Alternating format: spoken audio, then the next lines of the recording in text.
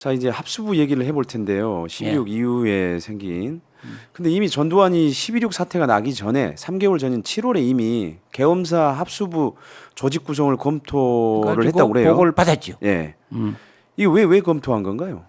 아니 그 계엄이 나면 네. 자기가 합수부장으로서 정권을 잡아야 되고 삼권을 장악하려고 그러니까 딴 사람 같으면은 닥치면 해보려고 그랬지만 이 사람은 딱 얘기를 하기로 저한테도 그래요. 79년 4월에 야 앞으로 특전사가 계엄이 선포되면 가장 중요한 일을 하는 중요 부대야.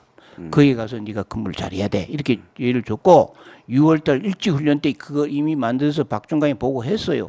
그러자 11.6이 딱 터지니까 박중관을 밤중에 오라고 해서 그거 가지고 와. 그러니까 박중관이 그동안에 연구했던 걸 보고 드리니까 이대로 해. 그다음에 그거를 참모총장에게 보고하고 2시에 알겠습니다. 합수본부장으로 임명을 받는 거예요. 그러니까 이제 전두환이 이끌었던 합수부라고 하는 거는 합동수사본부의 약칭을 보통 이제 합수부라고 합니다.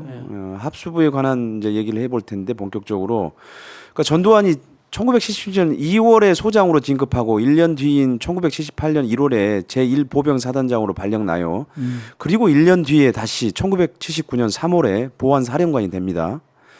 그러니까 이어서 이제 7개월 만에 합수부장을 맡는데 이게 이제 보안사령관하고 이제 겸임을 하잖아요. 네. 보안사령관하고. 근데 당시 합수부는 어떤 근거에 의해서 설치된 건가요? 어떤 근거? 그게 네. 지금 법에 있는 게 아니고 네. 충무계획이라는 이제 비상사태를 관리하는 충무계획이 있어요. 네. 어떻게 부대를 출동해서 시위를 막고 있는 그 충무계획 중에 합수부를 둘 수 있다라는 조항이 있어. 네.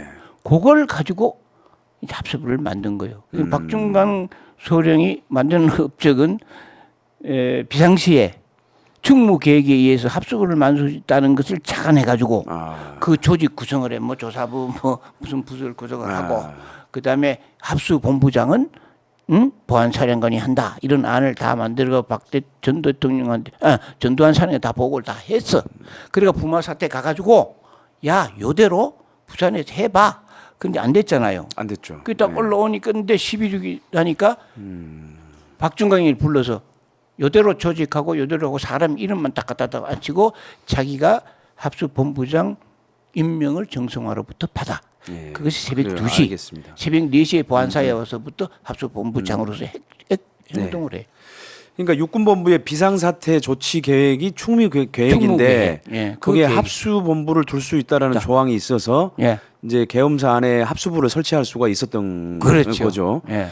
근데 이게 뭐 사실 저도 서울에 보면 나오는 수기사 특히 맹호부대라고 하는 거기서 근무를 한 적이 있는데 제가 그 대대 행정병이어가지고 그 비밀 계획을 볼 수가 있었는데 그때 이 비밀 계획 중에 하나가 이 충무 계획이 있었습니다. 거기에는 그 서울 시내 대학의 모든 그 대학의 그 약도 시위 진압 훈련. 시위 진압 훈련이죠. 그게 다 그려져 있고 이게 나면은 어떻게 진입을 해서 부대 진압을 배치가 하는지 어느 부대가 어디 가고 이런 거 다 기본 계획 서 있죠. 그게 이게 이제 비밀 2급인가 1급인가로 이렇게 돼 그렇죠. 있었습니다. 저도 그걸 본 적이 있는 기억이 납니다. 자, 그럼 보안사 요원 379명, 그 다음에 경찰, 검찰 등 합쳐가지고 이제 총 한 430명 정도로 합수부가 구성이 되는데, 그러니까 전두환은 왜 합수부를 계엄사 내에 설치하지 않고 자신이 장악하고 있는 보안사에 설치를 해요?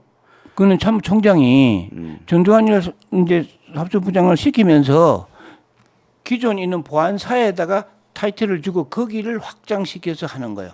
보안사령부 내에. 이 조직을 3,400명 되는 조직을 육군본부나 또는 육군본부 보안부대나 국방부에다 둘 수가 없어요. 그 업무 자체가. 그러니까 전두환 사령관이 그런 거를 보고를 딱 받아보더니 이거는 김진기 헌병감이 하는 게 아니라 그분이 내가 듣기로는 김진기 헌병감을 시킬 가능성도 있었어요. 그러나 그 규모라든지 업무를 보니까 보안사가 아니면 안 되겠구나. 그러니까 보안사령관에게 겸임해라. 이런 지시를 내린 거예요. 아니 근데 그거는 어쨌든 이제 당시 계엄사령관이 정승화 총장인데 그건 좀 잘못했지. 그러면 정승화 총장이 결국은 이 전두환을 보안사령관하고 그다음에 합수부장을 몇개가 잘못한 거지. 예. 그러니까 겸임하도록 사실 어쨌든 승인 한 셈이 모든 됐지 권한을 않습니까? 거기다 줘버리고 예. 심지어 자기가 잡혀갈 권한도 주고 그러니까요. 대통령도 잡혀갈 권한을 전두환에게 줘버린 거지. 근데 전두환이 이미 그걸 준비하고 있었던 사람이기 때문에 이게 이제 전두환의 치밀한 계획이라고 볼 수밖에 물론이죠. 없는데 보안사령관 온 이후로부터 계획을 그렇게 예, 세운 이제 거예요. 거기에 사실은 정승화 총장도 휩쓸려간 측면이 날려들었지. 있습니다. 그거를 예. 제대로 제어하지 사실 못한 거죠. 멋있죠. 예. 예. 그럼 만약에 이제 그 합수부가 계엄사에 만약에 설치가 됐다면 정승화 총장의 지휘권이 바로 지배가 되는 그런 거여서 상대적으로 좀 다른 상황이 전개될 수도 있었을 텐데 어쨌든 그런 이유는 거기 왜 안 됐나 하는 이유는 김재규를 잡아 넣으면서 정승화 총장은 바로 전두환으로부터 피의자로 그러니까 이게 김재규와 같이 모함했지 않느냐 당신이 여기 와서 뭐 우물쭈물하고 잘 모셔라고 헛소리하고 이러니까 이쪽 약점이 딱 잡혀가지고 전두환한테 이렇게 주고 거기에다가 임무를 주지 않으면 자기가 당장 당하게 생겼다는 위협을 느끼기 때문에 전두환에게 모든 걸 권한을 부여하는 거예요. 그러니까 아무튼 정승화 총장이 당시 전두환 잘못했어. 보안사령관을 합수본부장에 임명한 거는 아마 최대 실수가 아닐까라고 생각이 드네요. 그 영화를 보면 정승화 총장이 전두환을 불신하는 분위기가 엄청 역력해요. 근데도 왜 전두환에게 이 12.6 사태를 수사할 합수본부장이라는 중책을 맡겼을까요? 그 아까 그 말씀드린 전두환 저기 정승화 씨가 몰리는 입장이야 전두환이한테. 그래가지고 김재규 사건 때문에 자기 처신이 어렵게 돼 있어. 그러니까 전두환에게 그걸 주고 전두환이 그런 문제를 나한테 시비라는. 그게 법적으로 큰 문제는 아니지만 자기 처신이 예를 들어 궁정동에 가 있은 얘기, 그다음에 차 타고 온 얘기, 그다음에 한 얘기 이런 것들이 흠이 되잖아요. 그러니까 전두환에게 이제 넘겨주고 그냥 네가 이 중책을 맡아서 잘하고 나한테 잘해라 하는 의미가 있는 거지. 그래서 그 자동적으로 그렇게 넘어오게 된 거예요. 그러면 정승화 총장은 뭐 전두환이라고 하는 사람을 제대로 꿰뚫어 보지 못했다라고 할 수도 있겠네요. 알고 있지만 힘이 모자라서 그게 대항할 능력이 안 되고 이미 저울에 추는 전두환 쪽으로 확 쏠려버렸기 때문에 이 사람은 목숨을 견디기가 어려운 처지에 더 있었어. 이미. 제가 아까도 언급했지만 전두환은 이미 7월에 1979년 7월에 법무참모 박중광 소령에게 학수부 설치에 관한 보고를 하도록 지시해 보고 받습니다. 그러니까 이제 이를 바탕으로 해서 12.6 사태가 난 지 딱 4시간 정도가 지난 시점에 합수부 조직표를 작성하고 그리고 본인이 합수부장을 이제 겸임하죠. 물론 이제 정승화 총장이 이제 당연히 임명을 하니까 이제 당연히 이제 겸임할 수 있는데 이 정도면 상당히 치밀하다고 할 수밖에 없겠네요. 전두환이. 그거를 1년 동안 연구했다고 보면 되죠. 1년 동안. 보안사령관 온 이후로 그것만 연구한 사람이야. 그 계엄이 나면 3권을 장악한다. 그때 어떻게 할 것이냐를 면밀하게 검토한 거야. 보안사에 있는 요직에 있는 분들에게 한영원한테도 이거 준비해라. 누구한테 준비해라. 이게 다 준비를 시키고 심지어 나같이 30사단 운영과장 오는 내보고도 특전사 반장을 가라고 그럽니다. 36사단 보안대장으로 명령이 났는데 특전사 반장을 가면서 너 가서 특전사가 이런 부대니까 계엄이 나면 가장 중요한 부대니까 네가 거기서 반장을 잘해야 된다. 뭐 이렇게 하는 게 다 의도가 있는 그 지휘를 한 거지. 아마 전두환도 지금 우리 목사님께서 이런 증언을 할 거라고는 생각을 못 하고 보안반장으로 내려보낼 수도 있겠네요. 이제 그 뭐 그런 거는 있었겠지만 제가 그 2016년 4월 27일에 그 5공과 5.18 화해를 주선할 때 전 대통령이 나를 보는 눈에 눈물이 글썽글썽한 걸 내가 느끼고 내가 굉장히 충격을 받았거든요. 전두환 씨가 그런 면도 있지만 아주 따뜻한 온기가 있는 인간미가 또 있는 분이에요. 그러니까 내가 이 젊을 모가지 잘라가지고 날랐는데 이게 미국 갔다 온 지 와가지고 나를 광주하고 화해시켜서 나의 체면을 살리는구나. 그리고 적극적으로 하니까 이놈 참 안 됐다. 고맙다 하면서 눈물이 글썽하는 걸 보고 내가 그날 아주 충격을 받았었거든. 이제 그런 게 지금도 이분이 지금도 아니 나중에 그 얘기합시다. 그 얘기는 지금 얘기할 얘기. 그러니까 아무튼 전두환은 보안사 내 합수부 구성 그리고 본부장 겸임 이 권력을 찬탈하기 위해서 아주 치밀하게 움직인 건데 근데 사실 그때 또 여전히 정보의 중추는 이제 중정을 했단 말이죠. 근데 그거를 어떻게 접수했는지를 한번 살펴보도록 하겠습니다. 그거는 예. 11.6이 딱 나니까 일단 제가 먼저 질문을 드릴게요. 질문하세요. 그러니까 이게 좀 약간 우문 같지만 중정 접수가 왜 중요한 겁니까? 중앙정부부장이 총을 쏘고 살인 행위를 했잖아요. 범죄 집단이잖아요. 그거를 살려두면 거기 있는 인사들이 반기를 들 수 있잖아요. 네. 그러니까 전두환 사령관 생각은 중앙정보부를 말살해버려야 한다라는 생각을 갖는 거예요. 중앙정부를 살려줘서는 안 된다. 그렇게 딱 생각하니까 최규하 대통령한테 가서 각하 11.6이 딱 나고 나서 보안사에게 일반 정보 권한을 주시오. 중정을 시킬 수가 없습니다. 그러니까 최 대통령이 보안사가 일반 정보도 하고 중앙정부 대신해서 정보 업무를 해 지시를 하는 겁니다.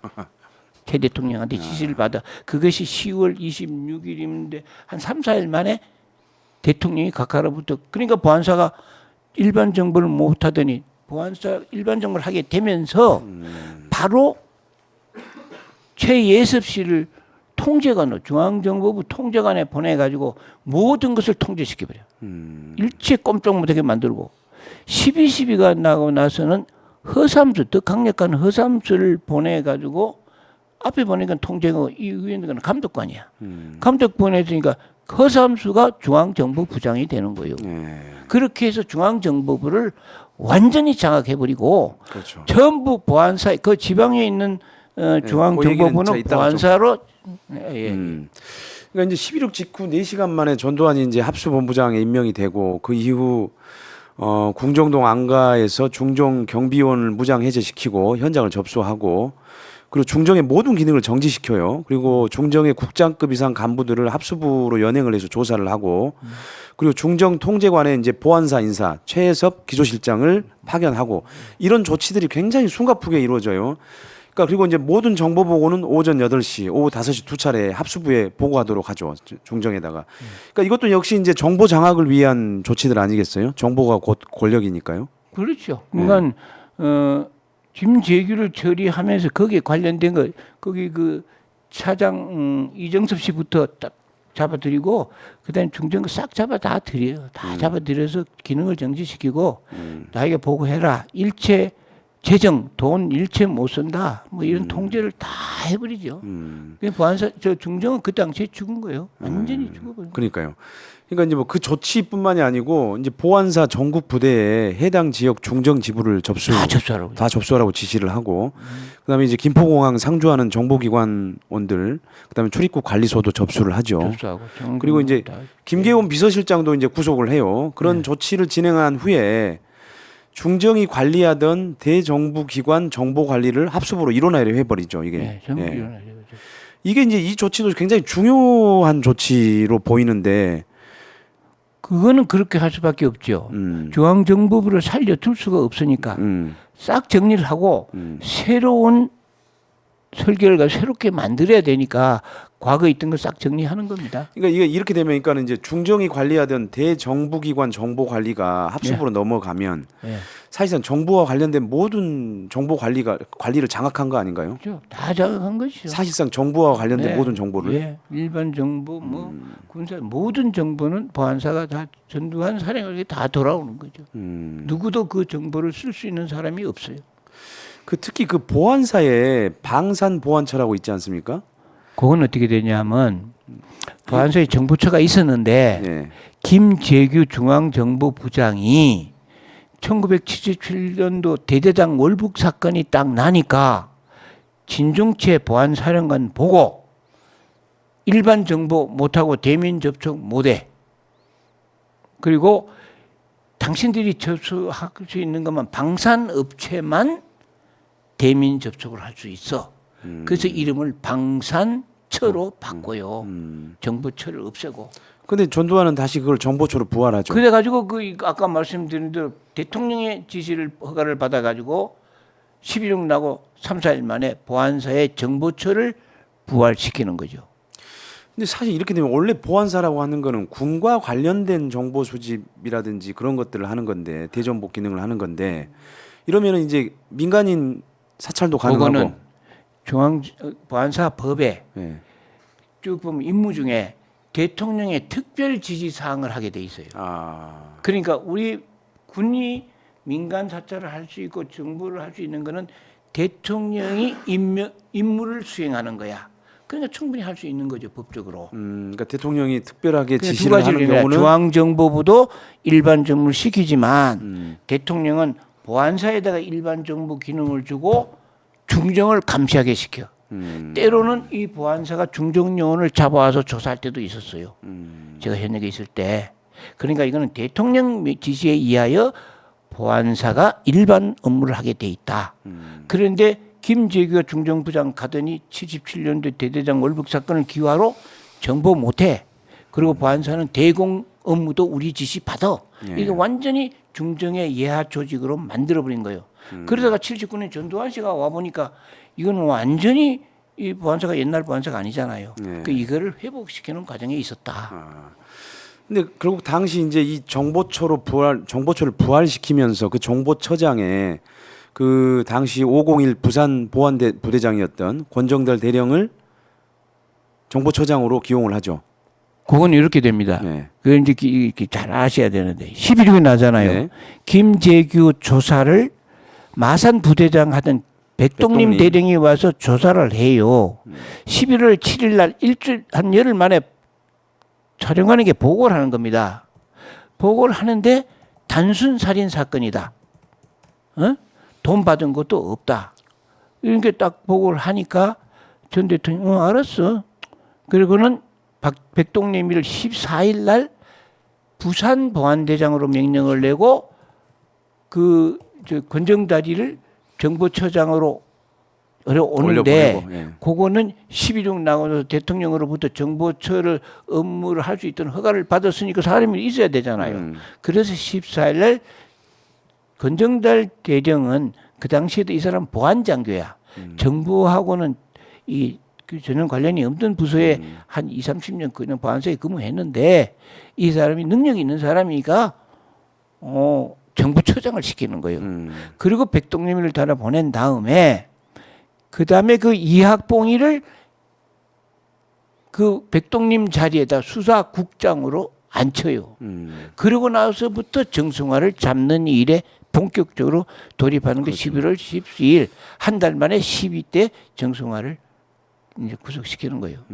그러니까 정부처장이 오고 백동림이가 쫓겨나 좌천되고 이런 과정은 그다음에 정보처의 처장이 새로 오는 과정은 요렇다. 그래요. 알겠습니다.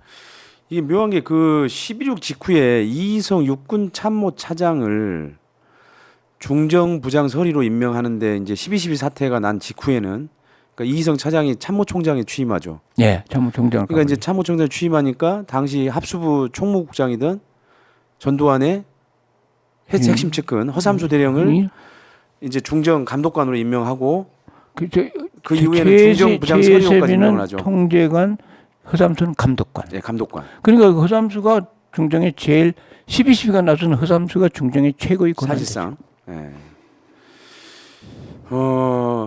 그 영화에서는 정승화가 전두환을 불신해서 이미 이제 그 11.6 사태와 관련이 없다고 판명이 났던 정승화를 전두환이 조사하겠다고 나선 것이 사실 이제 12.12 사태로 이어졌어요.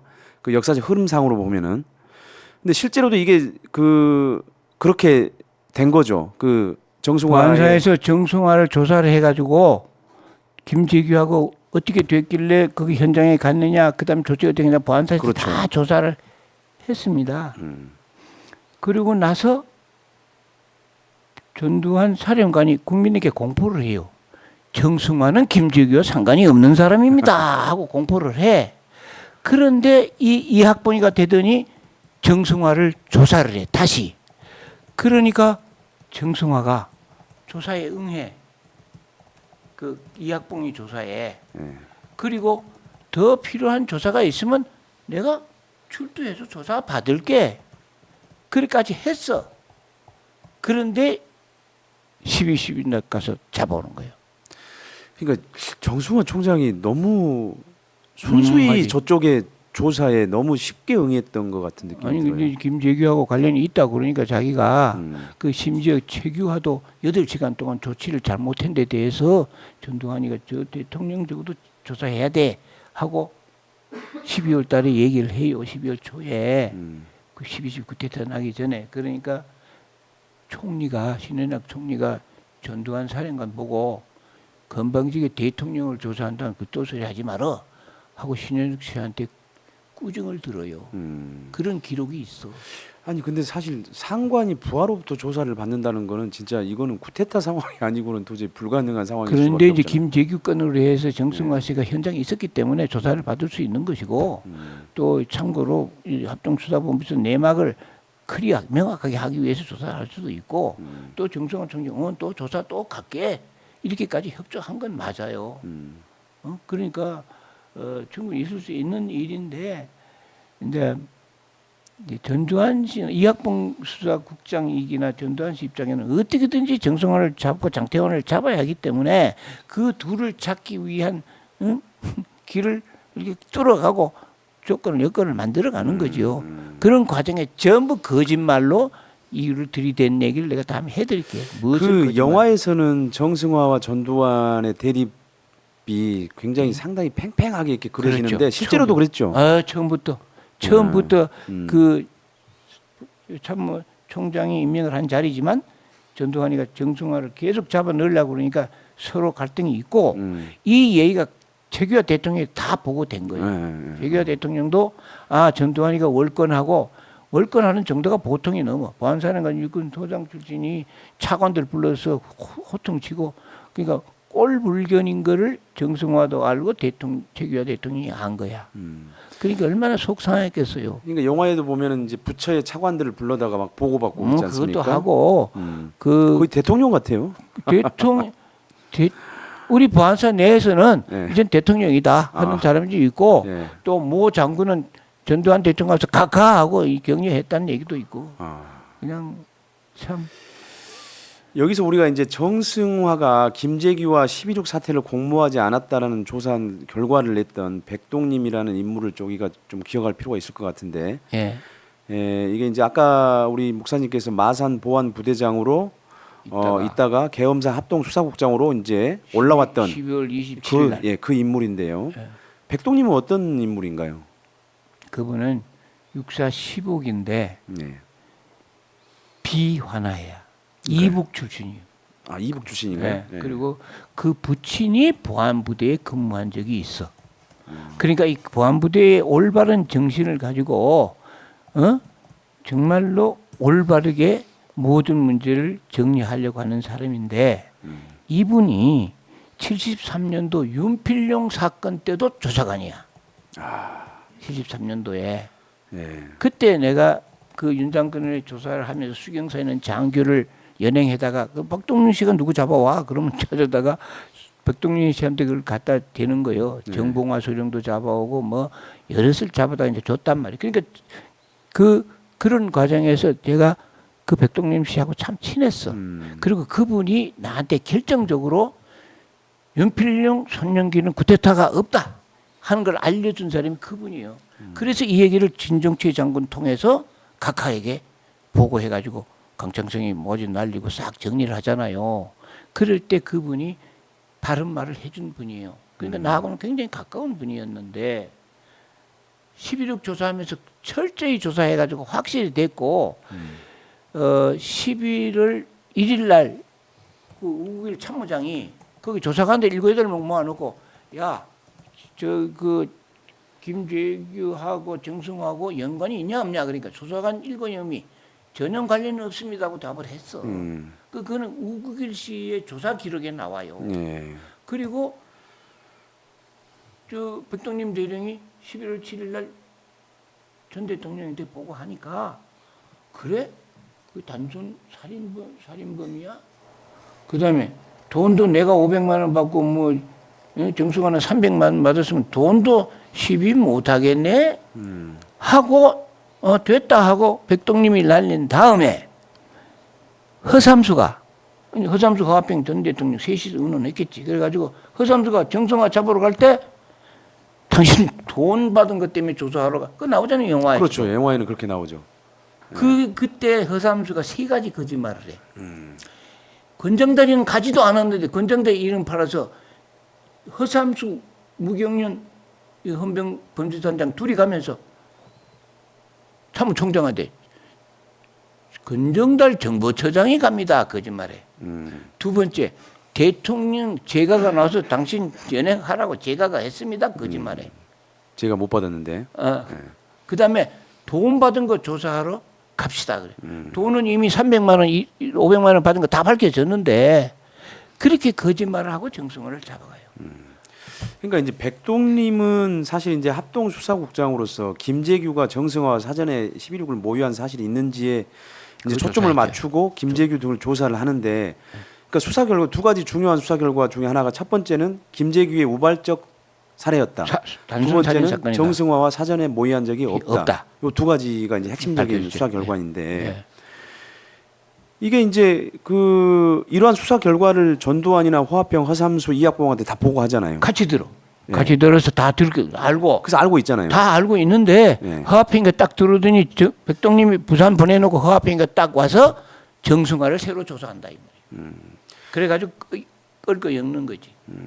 근데 결국은 이제 전두환이 그 백동님의 수사 결과를 그대로 받아들였다면 이런 사실 일 뭐 없지. 12.12도 없었을 텐데 그렇죠. 이걸 받아들이지 사실 않는 거죠. 백동님의. 받아들이고 네. 그냥 조용히 넘어가고 자기는 한직에 가서 조금 있다 왔다가 왔으면 그 다음에 충분히 기회가 있고 이런 불행한 일이 없어요. 근데 그거를 전두환 씨는 하고 싶었어. 근데 밑에 요 핵심들이 대통령을 만들어야 되니까 각하 우리가 이렇게 해서 잡아넣고 이렇게 합시다. 그럼 전 대통령 입장에서요.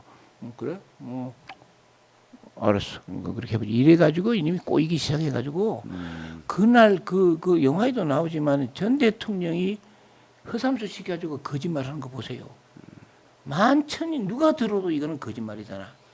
전 대통령이 스스로 각하한테 가가지고 정성화 총장이 추가로 돈 받은 게 있어서 우리 불러 조사해야 됩니다. 이런 거짓말 하잖아. 이게 제가 볼 때는 저는 그때 그거 다 알고 있은 사람이니까 그때부터. 그러니까 그것도 특전사에서는 그 방에다가 사령관하고 김호랑이 있는데 대놓고 수백 발 쏴버리는 거는 그건 사살 아닙니까?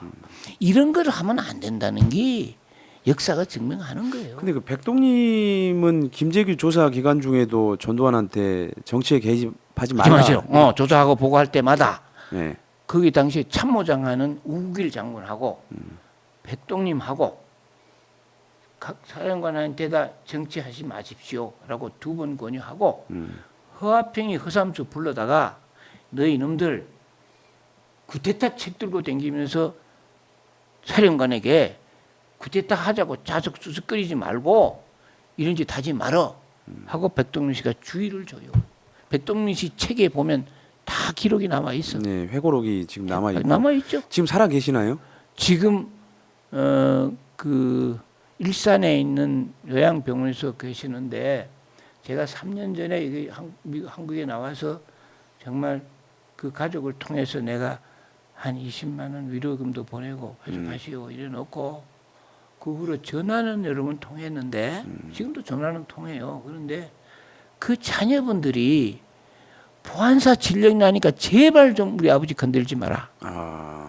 절대 우리는 보안사하고는 인연을 끊은 지 오래고 새로운 세상에 사는데 왜 가만히 있는 사람인데 보안사라고 얘기해가지고 충격 주고 이렇게 억울하게 하느냐. 제발 당신 좀 빠져달라. 이래서 내가 가족들도 회의를 하고 병원에 얘기하고 그래서 코로나 때 일산 가는 거 다 협조해놨고 또 그분도 백종대는 오라 그래. 그런데도 자녀들이 원하지 않으니까 지금까지 못하고 있고 그 자녀들이 책 봐라. 다 써놨는데 그 이상 뭘 하려 하냐. 그래서 제가 그 백동님이 책을 가지고 참 연구를 많이 하고 그렇구나 하는 거 알고 저 개인적으로 가깝잖아요. 74년부터 가깝고 그리고 또 그 사람이 절대 이렇게 거짓을 말하거나 뭐 헛된 소리를 하는 분이 아니다. 청렴 결백하고 명확한 사람이고 군인 정신이 투철한 사람이고 우때 어른이 보안사에 근무한 적이 있는 사람이에요. 뼈다귀가 있는 사람이다. 그래서 굉장히 존경하고 대단한 인물이라고 보는 거예요. 단 하나회하고는 적대 관계. 하나회는 백동님이 그러면 죽일 놈 하는 거야. 그러니까 이제 전두환은 백동님을 합동수사국장직에서 해임을 시킵니다. 이게 1979년 11월 14일이고요. 그래서 이제 부산 501 보안부대장으로 이제 발령을 권정달이 내고 있던데 보내고 그리고 권정달이 있던 데로 보내고 불러들이죠. 권정달은 다시 보안사의 정보처장으로 오고 예. 그 이제 후임이 이제 하나회 출신 측근 이학봉 19기생 이학봉이가 이학봉을 합동수사국장으로 임명하죠. 수석장에 임명하죠. 예. 그러니까 이게 이학봉을 거기다가 합동수사국장에 임명한다는 것 자체는 결국은 정승화를 제거하겠다라고 하는 그렇죠. 생각이긴 해요. 정승화를 잡는 그러니까 잡을 제목이 없으니까 아까 얘기한 세 가지를 구실을 만들어 가지고 뒤집어 씌우는 거를 하는 게 이학봉이야. 그러니까요. 그리고 액션 그러니까 정승화를 잡아간 게 허삼수. 허화평에는 기획하고 옆에서 지켜보고 있는 사람이고 전두환 씨는 끄떡끄떡 보안사의 모든 일은 전두환 씨 승낙 없이는 안 되니까 알았어 그렇게 너희들이 그렇게 하는 거야 하게. 그런데 제가 질문은 발포 명령 허삼수가 뭐라냐면 반항하면 쏴버려 하는 지시를 보수사관들이 했어. 그 수사관들이 우리 선배들이고 우리 동료들이야. 그렇게 나 다 잘 아는 분들인데 그렇게 했을 때 그 허삼수의 명령이 허삼수 명령이냐 전두환의 명령인가는 1996년도 조사 때 돼야 돼 조사가. 그때 그 처벌해야 돼. 그런데 그 1996년도 그 조사에는 12.12는 빠져 있어. 그래서 그것이 명확지 않은 거예요. 그냥 이렇게 넘어온 거야. 그러니까 이제 이런 걸 밝히려고 하는 진실을 밝히려고 하는 나 같은 사람하고 그것을 숨기려는 사람하고 얼마나 많은 갈등이 있겠어요. 그 과정에서 내가 얼마나 고충을 받았겠냐고. 그러니까 전두환이 김재규와 관련해서 정승화의 추가 범죄 혐의를 조사하겠다. 그래서 제가해 달라 이렇게 이제 최규하 대통령한테 가는데 그 추가 혐의라고 하는 게 그 김재규가 거사를 위해서 정승화에게 금품을 제공했던 그 혐의인가요? 그 영화에도 나오잖아. 네. 정승화가 돈을 추가로 받은 혐의가 있기 때문에 조사를 해야 됩니다라고 전두환 씨가 그 대통령한테 말을 하는 그게 그대로 사실대로. 근데 백동님은 이미 이제 수사를 통해서 정승화는 지난해 추석 때 김재규로부터 300만 원을 받았고 이건 거사하고 상관없이 어쨌든 간에 추석 때 300만 원을 받았고 그 얘기입니다. 전두환은 500만 원을 받았다. 정병주도 300만 원 받았고. 네. 그러니까 이미 그렇게 보고를 했고 본인도 전두환 씨 본인이 돈 문제는 거론하면 안 되겠네 했다는 기록이 있어요. 백동님 씨 기록에. 아니 만약에 이 부분이 문제가 됐다라면 본인도 사실은 가서 조사받아야 되는 거 아니에요? 제일 정수환도? 처벌 이거는 500만 원 받았으니까 그러니까 제일 많은 죄가 무겁지. 근데 그런 얘기를 대통령한테 가서 거짓말하는 그 자체가 정말로 이건 부끄러운 사람들입니다. 그러면 내가 지금 여기 이렇게 얘기하고 이러면 가장 그 극렬하게 대립은 허삼수 허화평이고 장세동인데 내 얘기는 나를 욕하지 말고 그때 거짓말했고 이런 것이 창피하고 아이고 부끄럽습니다 소리를 해야 된다 이거요. 근데 그거 안 하고 우리는 구국의 일념으로 정승화를 때려잡고 나라를 거치기 위한 이런 구국 행위를 했다고 얘기를 하면 누가 그걸 믿겠냐고요.